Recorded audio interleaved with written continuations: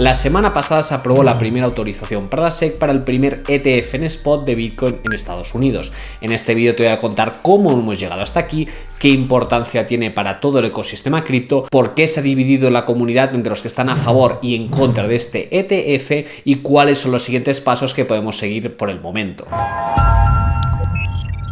Como sabéis, el primer ETF en spot se aprobó la semana pasada en Estados Unidos. Esto es un hecho relevante no porque sea el primer ETF en spot que se ha hecho sobre Bitcoin, puesto que ya existen otros ETFs en spot en Alemania, en Canadá, en Brasil sino también en Estados Unidos existen otros ETFs sobre futuros de Bitcoin, pero es el primero en spot. Es muy importante porque Estados Unidos es una regulación y una jurisdicción que siempre ha estado muy en contra del ecosistema blockchain y las criptomonedas. En este sentido tenemos millonarias multas que ha puesto la SEC contra diferentes exchanges, ya sea Kraken, ya sea Coinbase. Hay una represión total contra este tipo de ecosistema en Estados Unidos y la SEC se había pronunciado por activa y por pasiva que nunca iba a aceptar y nunca iba a aprobar ningún tipo de ETF que estuviera indexado al precio en spot de Bitcoin. De hecho, este ETF supone que una mano institucional, una mano que ha estado siempre jugando en todo este ecosistema de inversiones, podrá adquirir muchísimas unidades de Bitcoin, las va a custodiar y sobre estas unidades va a sacar el ETF,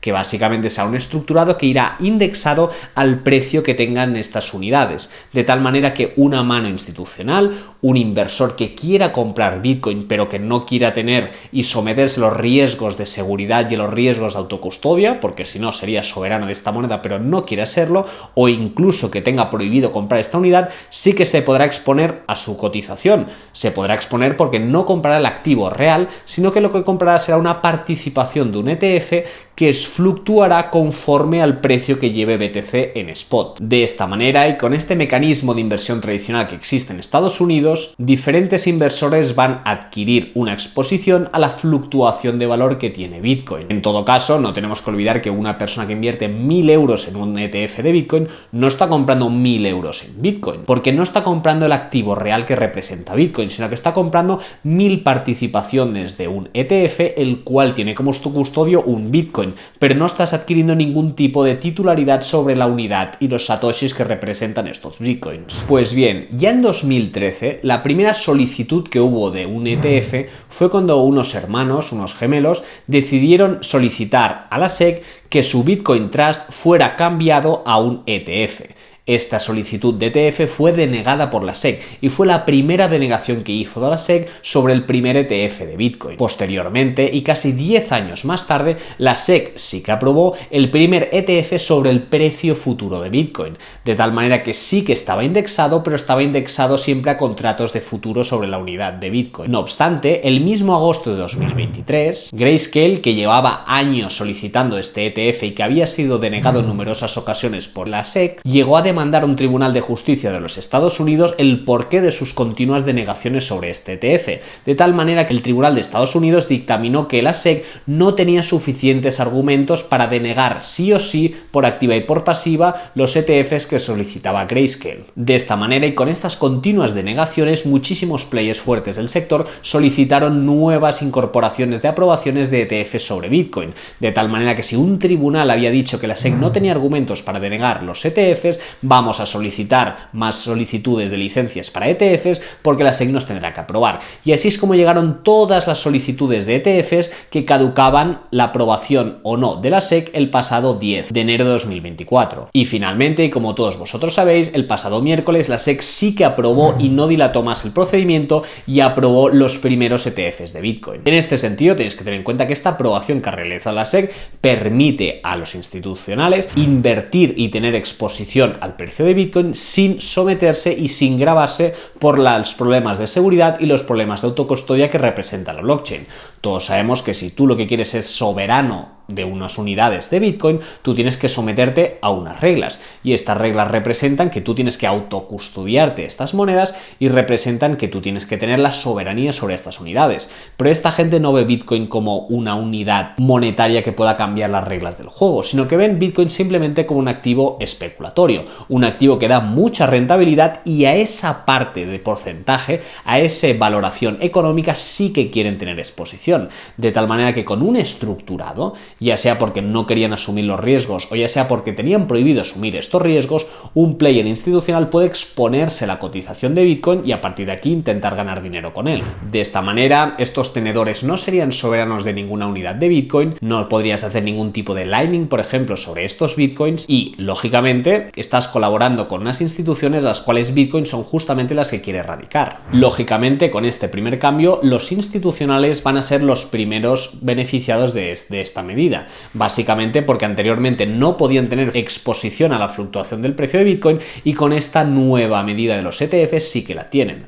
En segundo lugar, los segundos beneficiados son los emisores de los ETFs. No tenemos que olvidar de que aquí está metido BlackRock, que usa Coinbase como custodio, está también Grayscale en este ecosistema, de tal manera que con la emisión del ETF lo que consiguen es coger a sus ya clientes institucionales, ofrecerle un nuevo producto mainstream que ahora es Bitcoin y podérselo colocar a todos ellos, de tal manera que lógicamente tanto el emisor del ETF como el custodio que custodia las unidades de BTC que representan el colateral del ETF podrán salir muy beneficiadas de esto. Y en tercer lugar, aunque es el punto más discutible, son los bitcoiners. Los bitcoiners, en la medida en que está entrando muchísimo capital institucional al ecosistema de Bitcoin, lo que va a representar es una capitalización de mercado muchísimo más mayor, que he estado viendo gráficas de la semana pasada y ya empieza a ser una capitalización muchísimo más grande que grandes empresas del SP500 o incluso del Nasdaq, que representa una capitalización que por impulso alcista hará subir el precio, ya sea a medio o largo plazo, si es que el ETF ya estaba descontado del precio de la cotización actual de Bitcoin o por el contrario si aún tiene que subir más. En todo caso, los titulares de participaciones del ETF tenéis que tener en cuenta que no son soberanos sobre unidades de Bitcoin ni de ningún tipo de Satoshi. En la medida que no están autocustodiando ningún tipo de unidad, no creen en el proyecto ni en la propuesta de valor de Bitcoin, sino simplemente quieren beneficiarse y especular con este activo. Lógicamente, esta inversión que realizan los inversores institucionales representa muchísima credibilidad para el sector. Es decir, tenemos unas instituciones que están diciendo, ojo, esto es un activo de inversión real por el cual tú puedes invertir. En todo caso, como Bitcoiner te tienes que preguntar, oye, ¿que las instituciones me validen Bitcoin como un activo de inversión? ¿No es un poco raro en la medida en que Bitcoin ha nacido para ser descentralizado, para ser peer-to-peer y luchar contra este tipo de instituciones? Porque al final, si no existieran estas instituciones, si no existiera un banco central, si no existiera la Fed, no existiría Bitcoin, porque Bitcoin ha nacido para ser desregulado y esa es la propuesta de valor de este protocolo. De tal manera que unas instituciones nos den la aprobación sobre instrumentos financieros sobre Bitcoin realmente no es un poco contradictorio, ¿o qué pensáis vosotros al respecto? Porque a mí al menos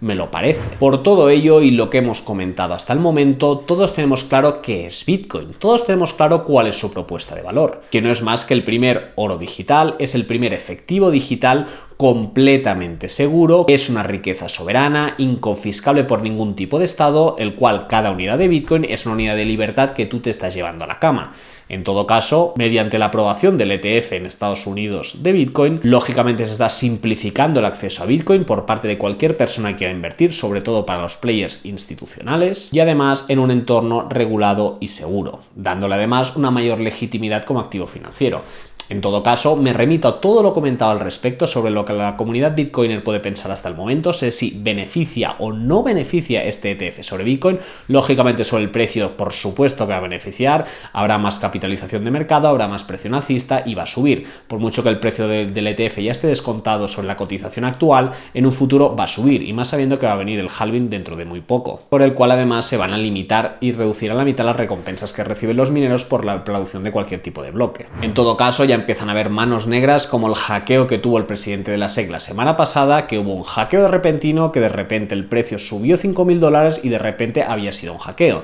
En plan, aquí, ¿quién está manipulando el mercado? Y a nivel personal, sí que creo que los grandes beneficiados de todo esto, aparte de la comunidad Bitcoiner, sean los otros tipos de activos digitales alternativos a Bitcoin, es decir, altcoins, ya sea Ethereum o cualquiera de los que les siguen por detrás, así como las empresas institucionales y de inversión que aprovechen el filón para colarle a sus clientes institucionales que no tienen nada que tener en cuenta sobre este ecosistema y no saben ni cómo funciona cualquier producto indexado a la cotización de un activo digital. En todo caso, y por todo lo comentado hasta aquí, espero que os haya resultado interesante toda esta reflexión y os leo en comentarios cualquier tipo de discusión al respecto. Un saludo a todos, nos vemos en el siguiente vídeo. ¡Hasta luego!